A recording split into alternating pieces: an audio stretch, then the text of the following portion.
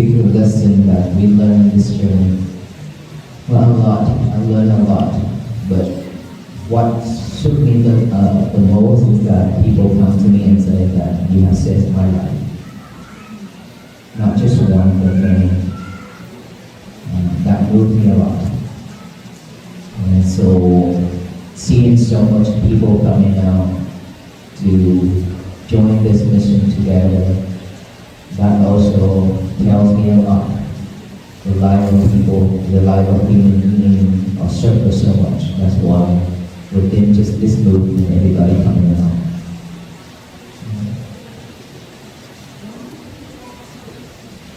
I thought it's a break time.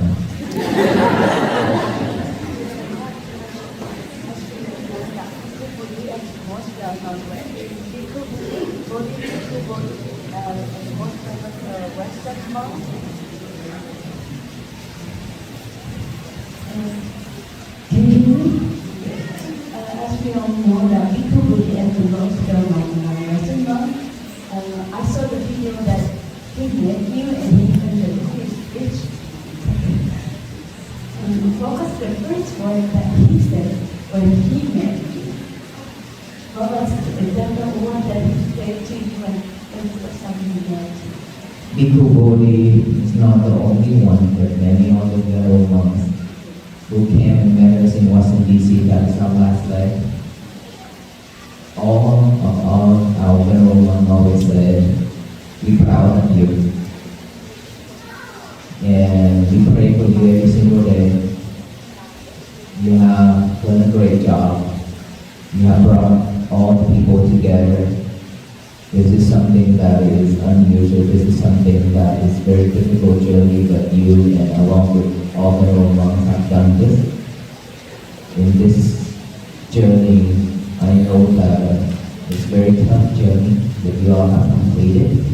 We're proud of you." That is what all the venerable monks say if you do the Bhikkhu Bodhi.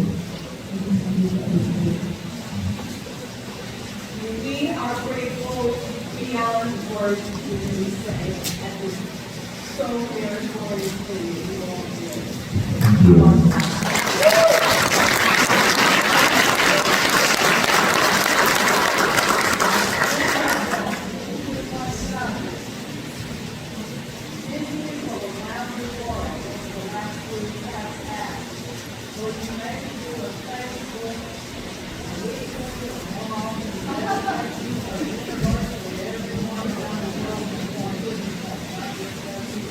Yes, ma'am. This question has been asked many times, and I have talked on the way back here in one of our talks in the morning. One of the audience asked me the same question. Is there anything that I can do to have everyone join together to practice together every day? And I said, my schedule is very tight now. This is Lunar New Year, and you know that May 2nd to May 10th, we have a huge event, international event, where the government of Sri Lanka will come. And I am the one who hosts all this, right? And so we have a lot of things to do. And therefore, I also have online meditation teaching every day, twice a day. Right before we take on that walk, I teach every day. And now, after when I walk, my teacher replaced me. And then when I come back and all the people are ready, ask me to come back to continue the teaching. And of course, after this walk, so many people already practice mindfulness practicing. And I know that practicing on our own is very difficult. Therefore, beginning for beginners is very difficult. We have no motivations, less motivation to do it on our own. So therefore, I will try my best.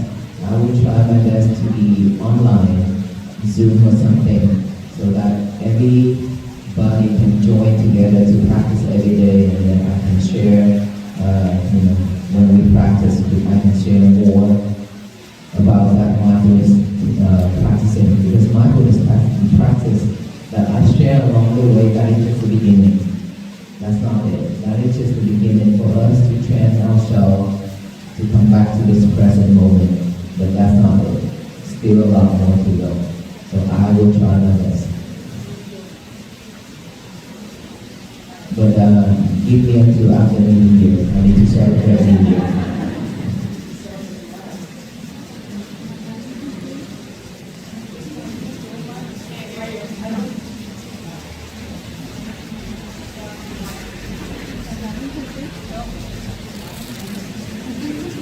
Just pressing. I don't have any questions. I just feel like so many people love you. Thank you for all those words. Like I already announced out there, and the rain with everybody that if you don't leave me, I will not leave you. Where the man defines it all, I'm a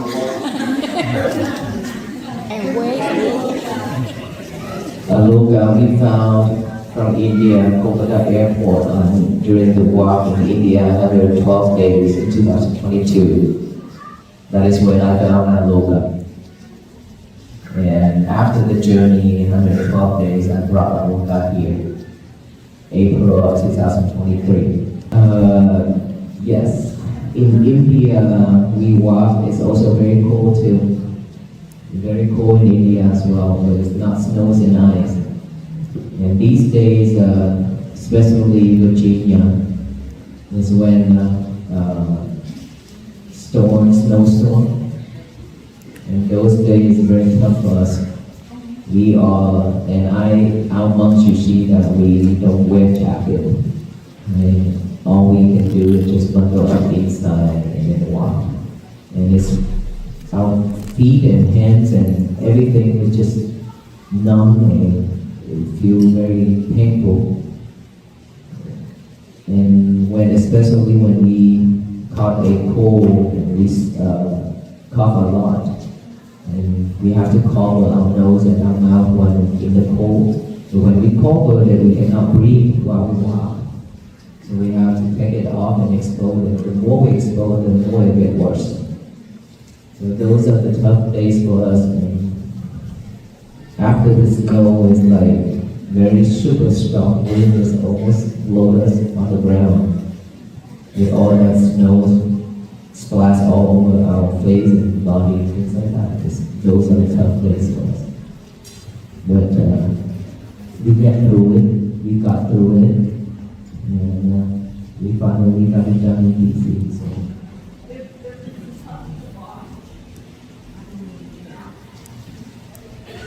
Thank you for the guided meditation.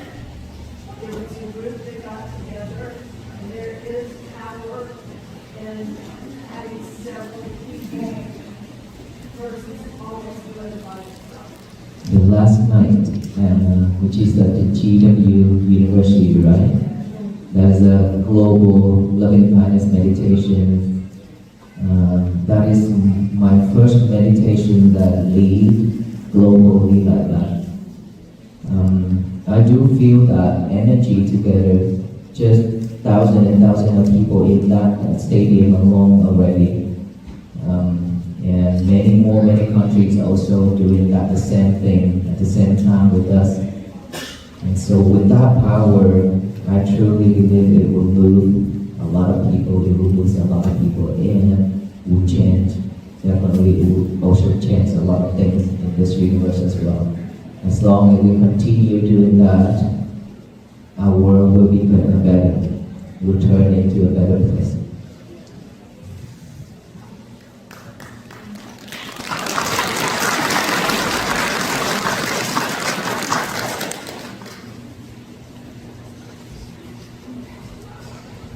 Thank you for talking about there's a lot of stray animals from India.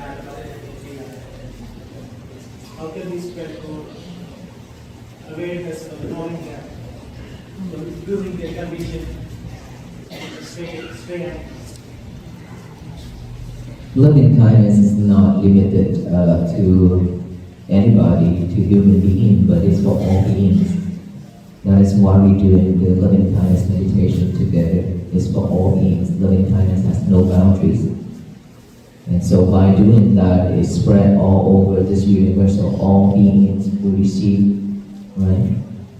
And so I think aloka will be become like a peace ambassador to spread love and kindness to all the beings. Earlier, I don't know if she's still here. She offered me some pins that she said that she's she hosts a place with 400 rescues, animals, and things like that. And she said that aloka give her a lot of hope and many more places too. And I have this thought that I will make a foundation called Aloka's Foundations to support all animals in the world. And I've been having that thought, and Aloka will support all animals around the world.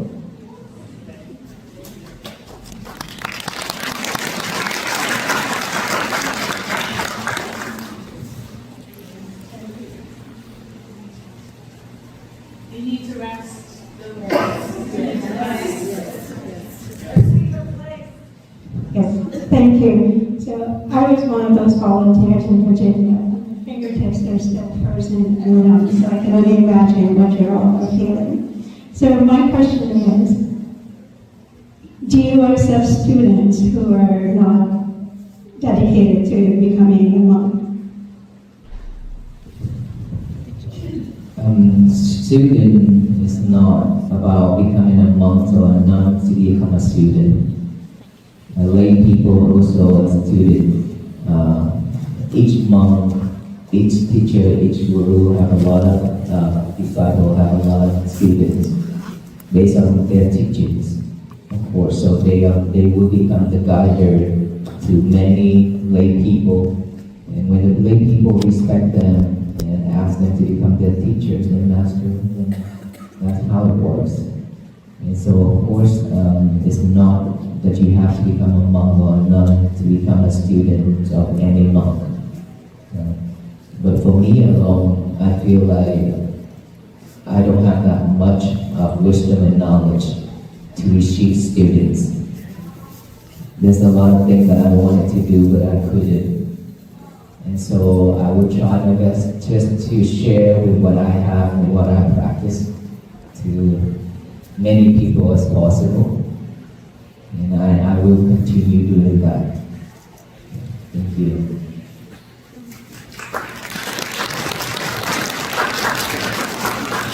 One last question. If you are able to continue, you said online, how would we find that? Would it be the website for here or Facebook, or how would we find you?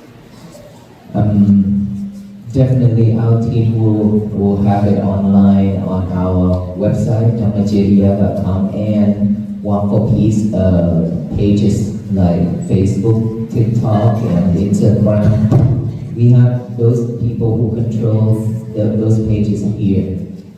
We have a lot of people managing all those. So I will make sure they will make that announcement when I'm ready. But you have been following the Walk for Peace pages, so you should receive information every day when we update anything. And during this time, I will try my best to be present with some small podcast or something like that, or just to say hi with everybody. I will try. Okay.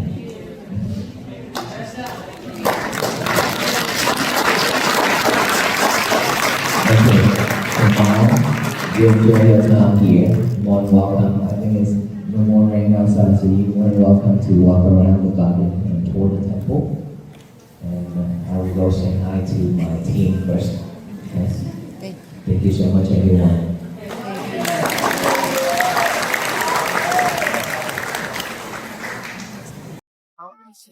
She's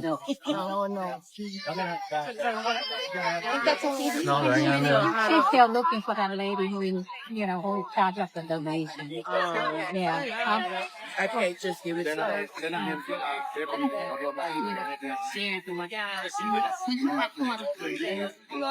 Hello. Good afternoon. Can you all hear me? Yes. Thank you. So today is our 68 days. 68 days since October 26th from Fort Worth, Texas. I believe it's over 1,300 miles now that we have walked. There are days that we walk about 30 to 32 miles per day. And there are days that we walk really fast. Yes. We speed. And there are days that we just relax and walk. It all depends on the coordinator. Sometimes if I say something that makes them unhappy, then we will walk longer. And so we get to stay at the temple at Ajahn Mahadam, which is the one who got his leg amputated. And we rest there for half of the day. So I guess all venerable monks are recovered. And now so we back on track to walk. Hopefully we don't have to walk 30 miles per day anymore. But these days the weathers are very friendly to us. And I don't know about next week, but so far it's good here. That is not too cold. And so after the long journey, we got to Georgia. And Georgia is very beautiful. And I have never thought, never expect this outcome. When I first come up with this walk for peace, simply just, I want to do something to support this society, this country, and the world. That's it. And I call and I send out the letters to call all venerable monks to join. A lot of venerable monks in the United States and around the world wanted to join. But unfortunately, the journey is too long. 4 months. Majority of the temple in USA only have 1 or 2 monks. So they cannot leave the temple and walk for that long. And therefore, we have about 18 to 24 months on and out like that.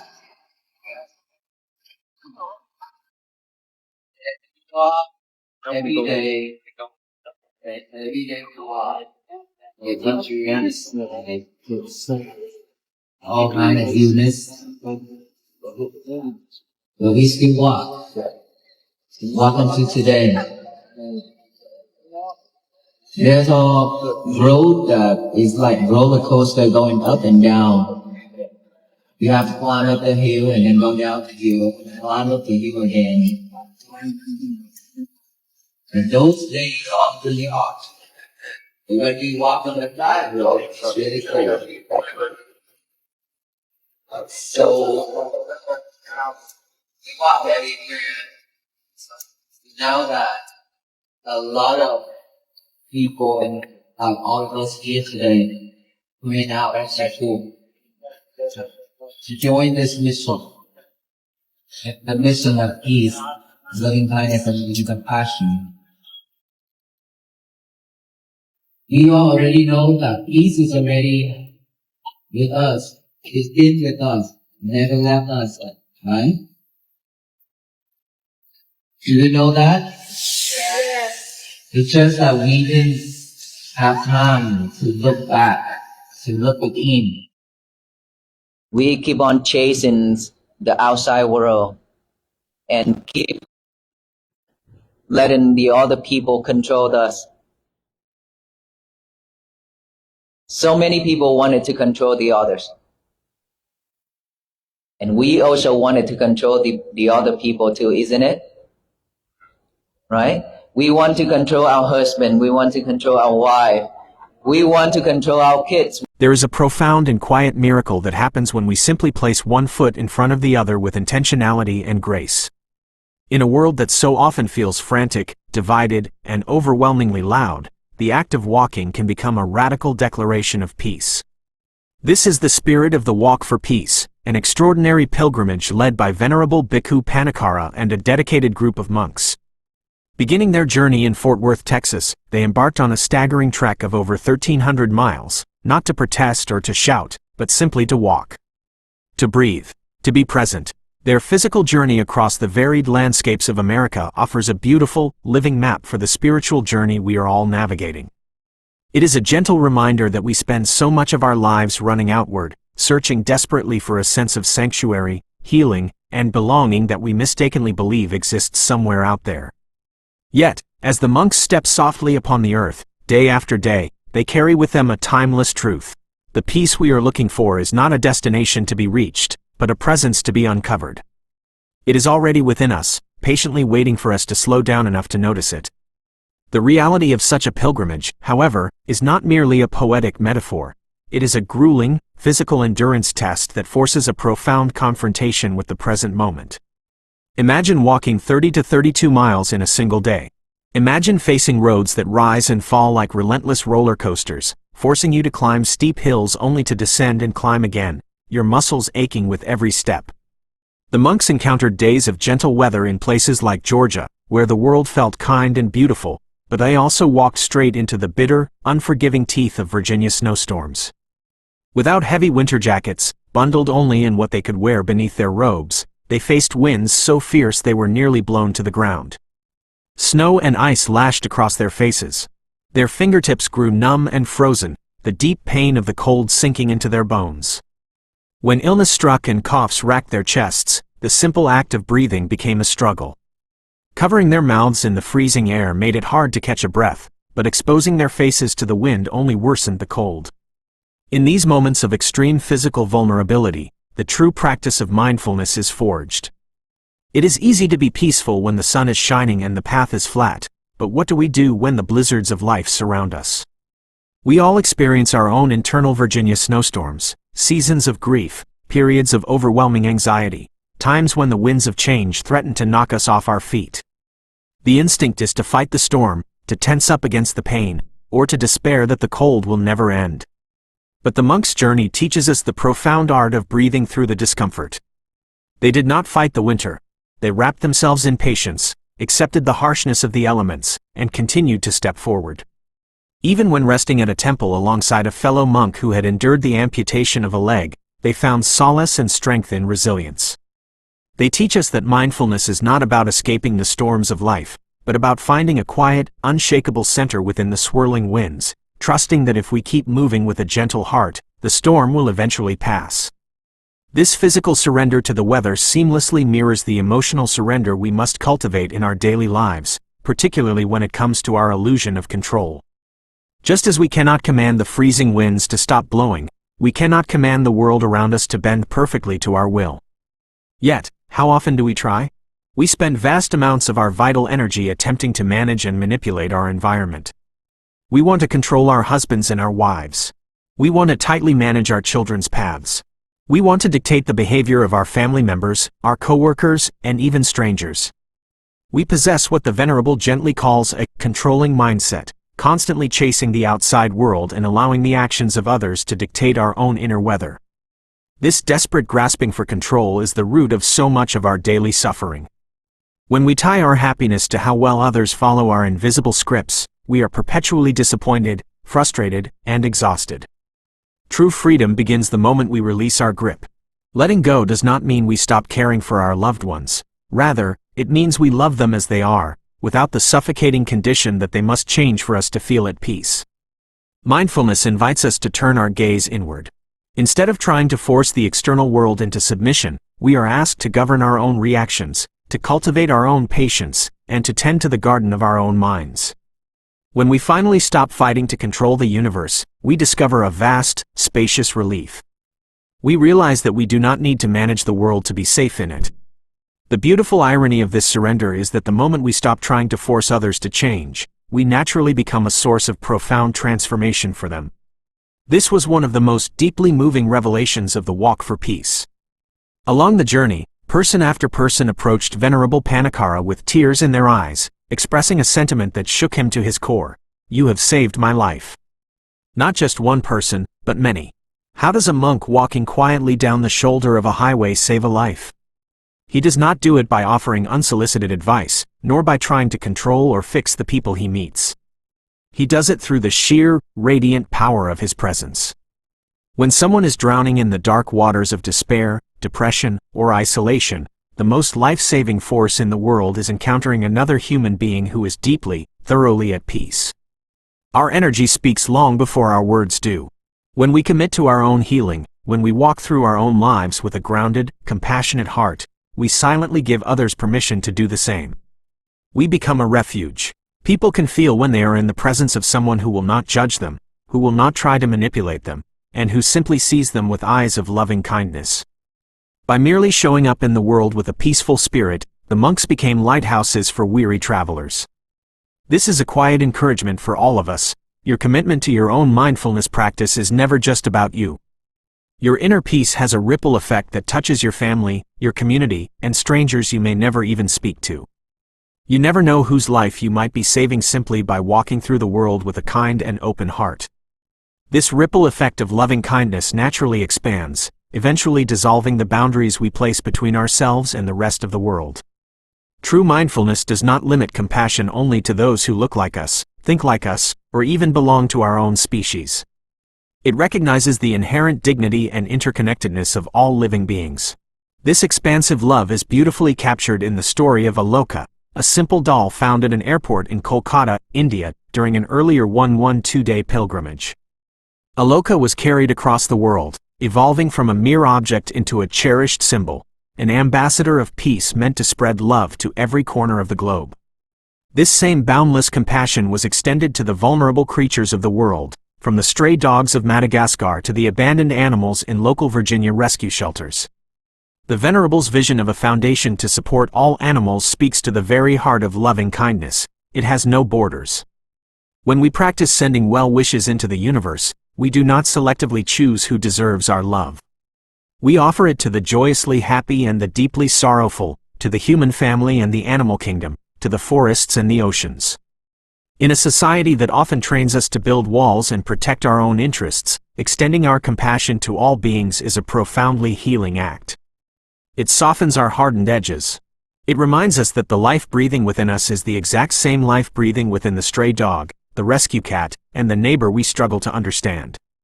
When we love boundlessly, we align ourselves with the very heartbeat of the universe. To generate this kind of boundless love, we must understand the immense power of collective practice. It is one thing to sit quietly in our living rooms and wish the world well, but it is an entirely different experience to join our intentions with thousands of others.